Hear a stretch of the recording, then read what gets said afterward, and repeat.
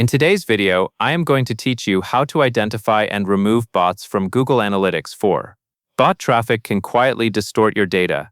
It can inflate your user counts, trigger events that never came from real people, and skew key metrics like engagement and session duration. GA4 does filter many known bots automatically, but some newer or more sophisticated bots still slip through, so it is worth taking a few minutes to tighten things up. Start by signing in to Google Analytics 4 and landing on the Analytics home screen. From here, go to the admin area since the settings we need live at the property level. In admin, find and click Data Streams.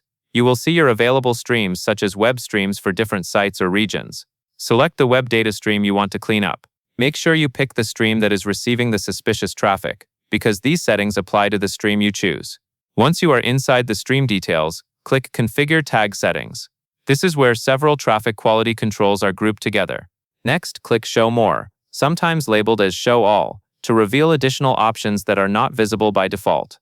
Now click List Unwanted Referrals. This setting helps with referral spam, where fake domains show up as the source of traffic and pollute acquisition reporting. Add the suspicious referral domains you have identified so GA4 stops attributing sessions to them. A helpful tip is to only add domains you are confident are spam, because excluding legitimate payment providers or partner tools can also affect attribution.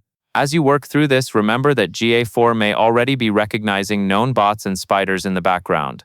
In some accounts, you will see a setting related to recognizing known bots, and in others, it is fully automated with no visible toggle. Either way, it is still important to monitor for sudden traffic spikes, unusual engagement patterns like 0-second sessions, or odd sources and locations that do not match your real audience.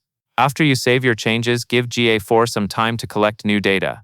These updates are most useful going forward, so compare reports over the next several days to confirm that the spam referrals drop off and your acquisition data looks more realistic. That covers everything you need to know, and that is all there is to it.